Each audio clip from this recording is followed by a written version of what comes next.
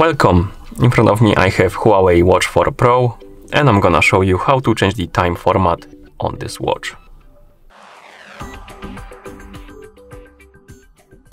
First we need to wake up the screen on our watch, and you can do it by pressing the crown button.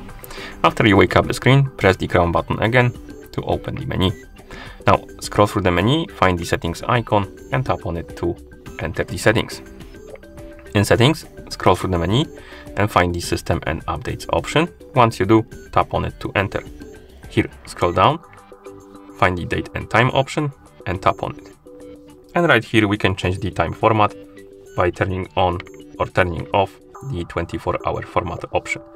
If you turn it on, the time format will change to 24-hour format, and if you turn it off, it will change to the 12-hour format. So enable it or disable it and then press the crown button to go back to watch face, and that's how you change the time format on this watch.